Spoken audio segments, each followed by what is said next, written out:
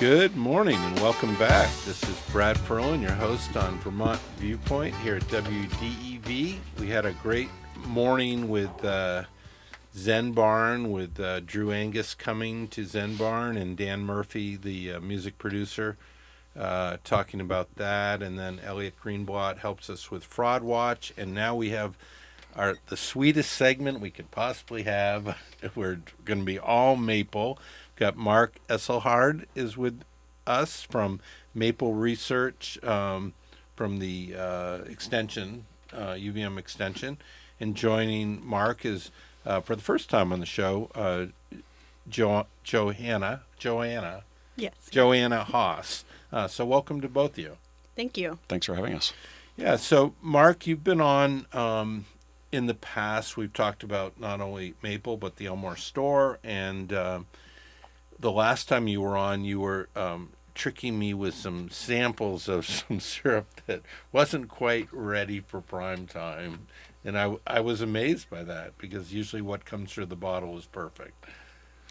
Right. Yeah, we tasted some syrup that didn't quite measure up to grade A standards. And, the Vermont maple industry is built on quality, and it's a largely wild product. It's sap coming out of the tree that gets boiled down. Sugar makers are not adding ingredients to make a particular flavor on a particular day. They make what they make, and then they grade it according to knowledge and tools to see which category that syrup falls into. And that was the syrup you tasted definitely did not meet the grade A standards for flavor. Not that day. So you are with the University of Vermont, the Extension Service, and you are a maple specialist, and which means you're forest management, plant biology, and all of that. Right. So I lead the Extension Maple program, which doesn't teach undergraduate students. It's really focused more on producers, maple producers specifically in Vermont and elsewhere of all scales. So you could be a small operation, you could be a very large operation, or just looking to get into it. And I'm trying to support producers in lots of ways, everything from tree health all the way through syrup quality. And how important is maple to Vermont? Well, it's completely woven into our cultural heritage, and it's has been that way for generations. And there's a reason why Vermont is the number one producer in the state. And we produce half the U.S. crop of syrup. So over 3 million gallons of syrup comes from just the state of Vermont. And that's been built over generations. You have producers who have done it, and their families have done it for a long time. And there's new people who are joining that community. But again, it's built on an understanding that the syrup that consumers get meets the standards for grade A. I'm reminded of the Harrigans of Fairfield, who have these gigantic workhorses, and the Brannons, and tromping through the wood and having their wagons and stuff, and what a beautiful scene that is. Absolutely. Yep. And production practices have changed. You can still use horses, and some people still do. You can still use buckets. Some people still do.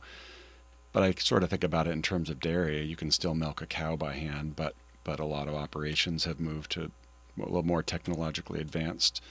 And there's room for everyone, which is nice, because there's very little barrier to entry to become a sugar maker. But once you do, and you make syrup and you put it in the marketplace, you're joining that community with an understanding that you're going to put quality product out there for consumers. Yeah, it's sort of a badge of honor to be part of that. I want to ask you, you said 3 million gallons a year that we produce for distribution. How has that grown over the last 10 years? It seems like we had a big surge. Yeah, I would go back to about 25 years ago. So right at the end of the 90s, we were producing about 500,000, close to 600,000. So there's been a 5-fold increase in production over that period of time, which even people who study maple are, it is a dramatic change.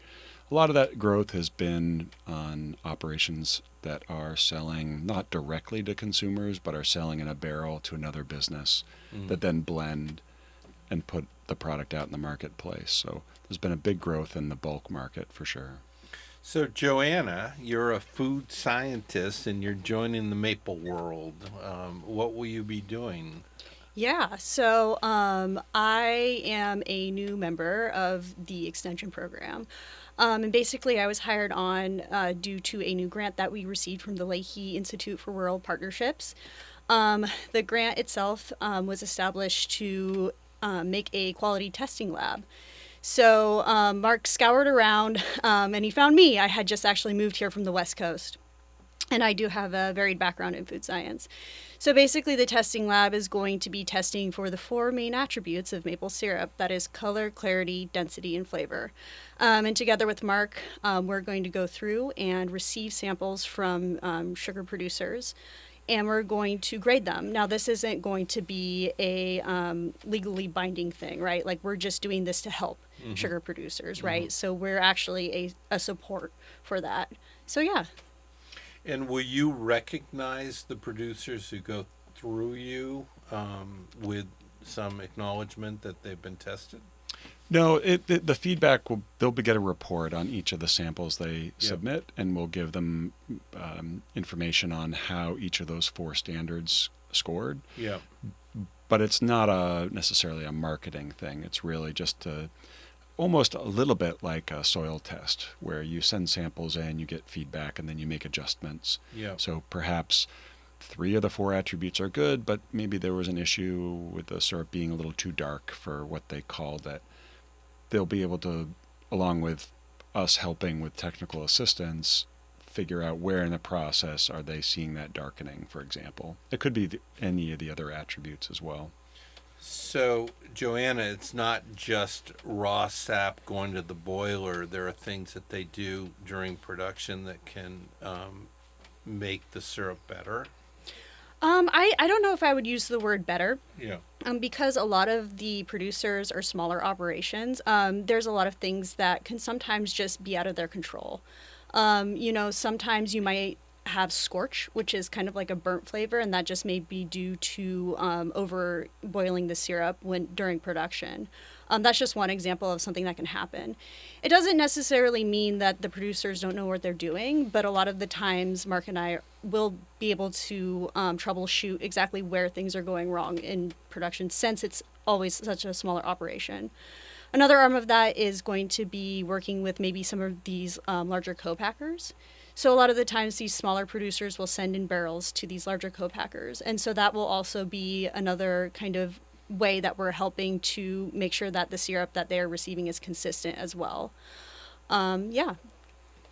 So, Mark, I remember a little bit, and I may be off on this, but I thought that Fancy kind of came with the first flow of sap, and then it gradually got darker and changed. Is it have that pattern, or? Yeah, fundamentally the sap in a tree is sterile, but when you drill a hole into it, it opens it up to the environment, and what that means is that all spores, all bacteria, yeast, mold, everything that's in the environment all the time could potentially get into the tap hole and start to digest some of the sugars in the sap.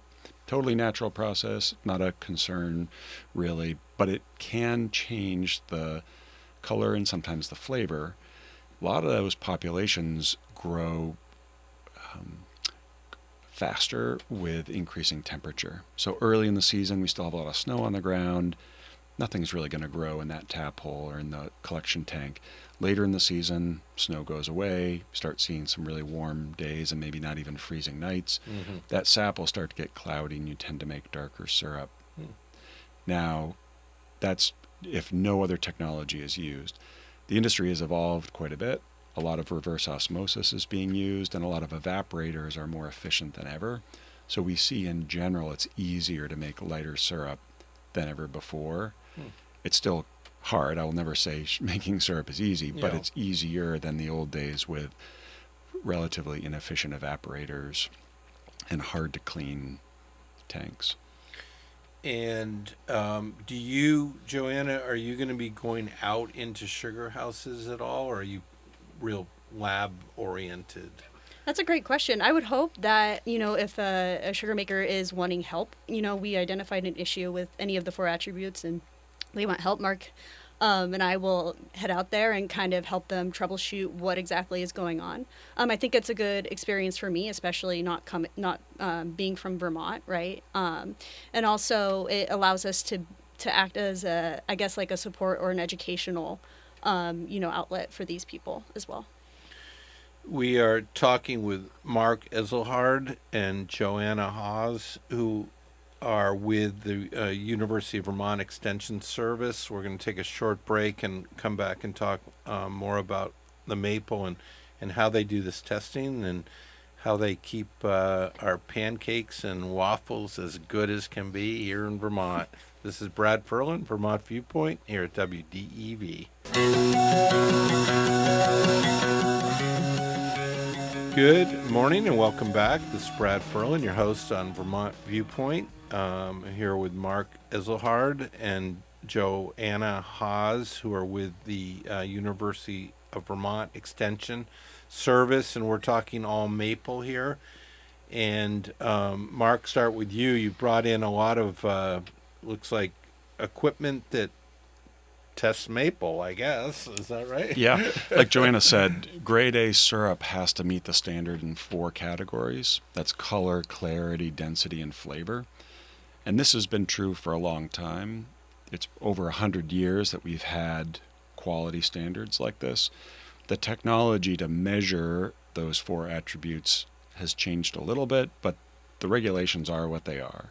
So take density, for example. Many sugar makers would be familiar with what's called a hydrometer. This is a thin glass tube. It's got a precise weight, and then there's some graduations inside the glass. This is the kind of thing you would float in syrup. Carefully measure the temperature of the syrup because that can really affect how this floats. As long as you understand the temperature and where this is floating and accurately read the line where the syrup crosses, you can make an estimate for density. This can be an effective tool.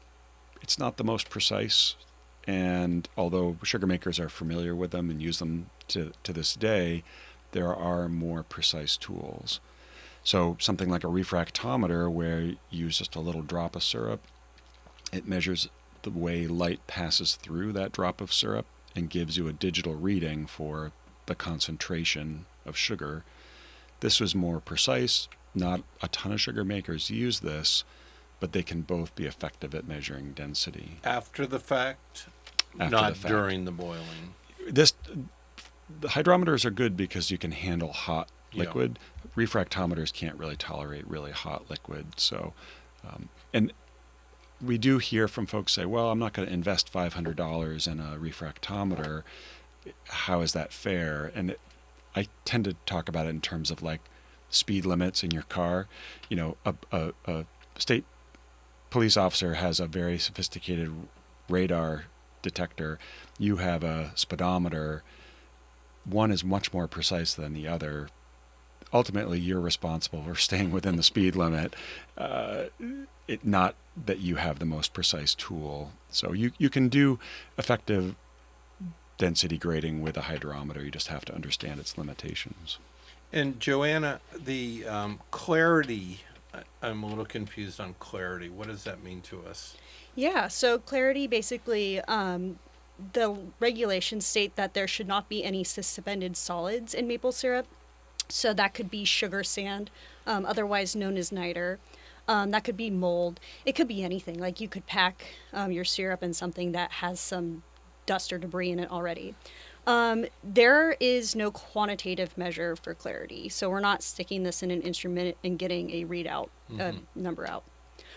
Basically, clarity is now determined by a producer just holding that sample up to the light, a good light source, and making sure that nothing is suspended in it. We are kind of exploring other options that might allow us to measure clarity quantitatively. So in the brewing industry, they use a turbidity meter to do that, and that actually does spit out a number. It's, again, not in the laws yet, but that is something that we are exploring, kind of as an educational thing as well.